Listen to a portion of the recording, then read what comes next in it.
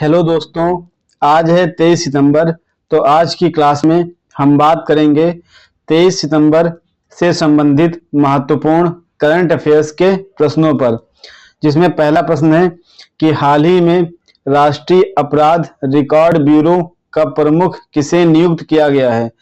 तो आपको बता दें कि जो राष्ट्रीय अपराध रिकॉर्ड ब्यूरो है NCRB, तो अभी इसके प्रमुख के रूप में आलोक रंजन को नियुक्त किया गया है। आलोक रंजन, तो हमारा सही उत्तर हो जाएगा ऑप्शन डी। अब बात कर लेते हैं NCRB के बारे में। तो NCRB की स्थापना हुई थी 1986 में और यह स्थापना गृह मंत्रालय के अंतर्गत हुई थी। तो ये मंत्रालय भी ध्यान में रखना है। और जो NCRB है इसका जो मुख्यालय है, हेडक्वार्टर है, तो यह है नई दिल्ली में। हमें इतनी बातें ध्यान में रखनी है। अब बात करते हैं अगले प्रश्न पर कि हाल ही में 5वां नदी उत्सव 2024 कहां आयोजित किया गया। तो आपको बता दें कि जो ये नदी उत्सव है अभी हाल ही में नई दिल्ली में आयोजित किया गया। तो हमारा सही उत्तर हो जाएगा ऑप्शन बी। अब बात कर लेते हैं नदी उत्सव के बारे में। जो यह नदी उत्सव है यह पहली बार 2018 में आयोजित किया गया था। कह सकते हैं कि जो नदी उत्सव है इसकी शुरुआत 2018 से हुई थी। तो ये नदी उत्सव का उद्देश्य क्या होता है? तो जो नदी उत्सव है इसका उद्देश्य होता है कि जो भारत की नदियां हैं, इन नदियों को, जो नदियों का महत्व है, इनके बारे में लोगों को जागरूक करना यह इसका उद्देश्य है। और साथ में जो यह उत्सव मनाया गया है, तो इस उत्सव की इस वर्ष की थीम क्या है? तो इसकी थीम है रिवर्स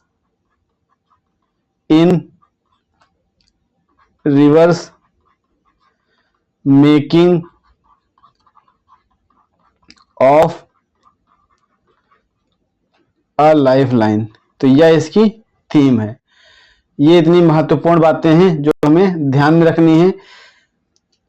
अगला प्रश्न है मिक्स्ड मार्शल आर्ट्स मुकाबला जीतने वाले पहले भारतीय पुरुष कौन बने हैं। तो आपको बता दें कि जो संग्राम सिंह है ये मिक्स्ड मार्शल आर्ट्स मुकाबला जीतने वाले पहले भारतीय पुरुष बन गए हैं। तो सही उत्तर हमारा हो जाएगा ऑप्शन ए। अगला प्रश्न है हाल ही में भारतीय वायुसेना के नए प्रमुख कौन बने हैं।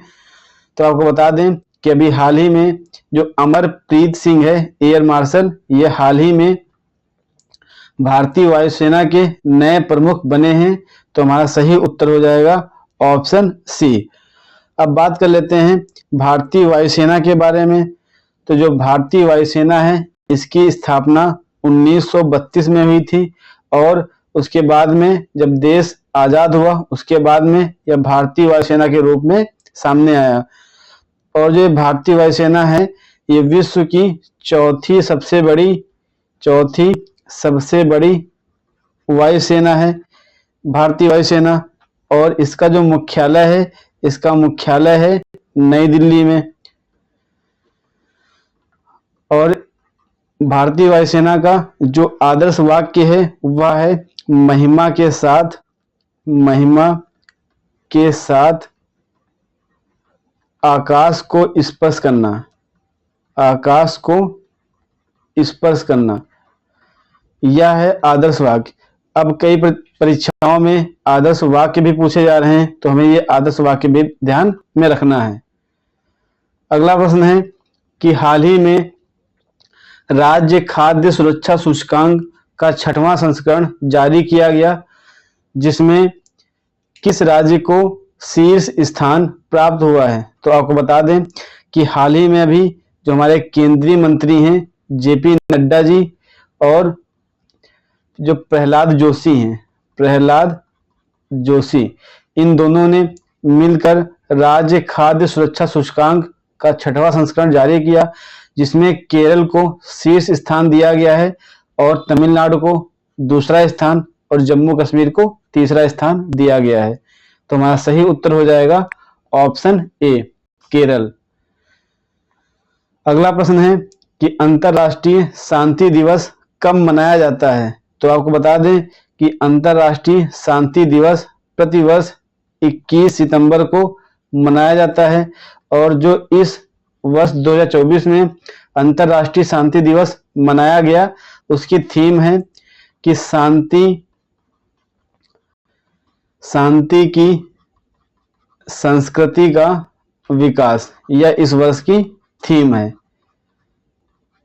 और जो ये अंतर्राष्ट्रीय शांति दिवस है ये मनाने के पीछे जो उद्देश्य है तो उद्देश्य यही है कि जो सभी देशों और जो सभी लोगों के बीच शांति और सद्भाव को बढ़ावा देना ही अंतर्राष्ट्रीय शांति दिवस का उद्देश्य है।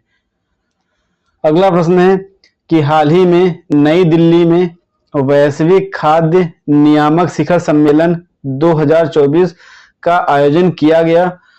भारतीय खाद्य सुरक्षा एवं मानक प्राधिकरण की स्थापना कब हुई थी। तो आपको बता दें कि जो वैश्विक खाद्य नियामक शिखर सम्मेलन हुआ है यह नई दिल्ली में हुआ है। तो हमें यह भी ध्यान रखना है कि एग्जाम में पूछता है कि सम्मेलन का आयोजन कहाँ हुआ था, तो नई दिल्ली में हुआ है। अब बात कर लेते हैं कि इसका आयोजन जो किया गया है वो भारतीय खाद्य सुरक्षा एवं मानक प्राधिकरण फसाई food safety standard authority of India इसके द्वारा। अब बात कर लेते हैं इसके बारे में। जो फसाई है इसकी स्थापना हुई थी 2008 में और जो इसका मुख्यालय है नई दिल्ली में इसका मुख्यालय है। और जो ये फसाई है यह स्वास्थ्य एवं परिवार कल्याण मंत्रालय के अंतर्गत कार्य करता है। और इसका कार्य क्या है, इसका कार्य यह है कि जो खाद्य सामग्री होती है उस खाद्य सामग्री के लिए जो मानक होते हैं उसको निर्धारित करने का कार्य, उसका निर्माण करने का कार्य यह फसाई का होता है। तो हमें इतनी बातें ध्यान में रखनी है। अगला प्रश्न है कि क्वाड सम्मेलन 2025 का आयोजन निम्नलिखित में से किस देश में किया जाएगा। तो आपको बता दें कि जो क्वाड है यह क्वाड 4 देशों का समूह है जिसमें ऑस्ट्रेलिया, जापान, अमेरिका और भारत शामिल हैं। जो अमेरिका है ये क्वाड 2024 के सम्मेलन का आयोजन कर रहा है और जहां पर अभी हाल ही में प्रधानमंत्री इस सम्मेलन में भाग लेने के लिए अमेरिका गए हुए हैं। और जो क्वाड सम्मेलन 2025 है या क्वाड जो समिट 2025 है इसका आयोजन भारत में किया जाएगा। तो हमारा सही उत्तर है ऑप्शन डी भारत। अगला प्रश्न है कि हाल ही में स्टील क्षेत्र में 2 दिवसीय सम्मेलन का आयोजन कहाँ किया गया। तो आपको बता दें कि इसका आयोजन अभी हाल ही में मुंबई में किया गया। तो हमारा सही उत्तर हो जाएगा ऑप्शन ए। और जो यह सम्मेलन हुआ है इस सम्मेलन का जो उद्घाटन किया है जो हमारे केंद्रीय इस्पात मंत्री हैं भूपति राजू श्रीनिवास, जो हमारे केंद्रीय इस्पात मंत्री हैं, इन्होंने इस सम्मेलन का उद्घाटन किया है। और कहाँ किया है तो मुंबई में किया है। अब बात करते हैं अगले प्रश्न पर। हाल ही में रक्षा मंत्री राजनाथ सिंह ने कहां पर नौसेना कमांडरों के दूसरे सम्मेलन को संबोधित किया है। तो आपको बता दें कि अभी हाल ही में जो हमारे केंद्रीय रक्षा मंत्री हैं राजनाथ सिंह जी, इन्होंने नौसेना कमांडरों का जो दूसरा सम्मेलन है इसे नई दिल्ली में संबोधित किया है। अब बात कर लेते हैं जो नौसेना है भारतीय नौसेना, इसके बारे में कुछ महत्वपूर्ण तथ्य। तो जो भारतीय नौसेना दिवस है वो मनाते हैं 4 दिसंबर को। और वर्तमान में जो नौसेना के प्रमुख हैं वह प्रमुख हैं दिनेश कुमार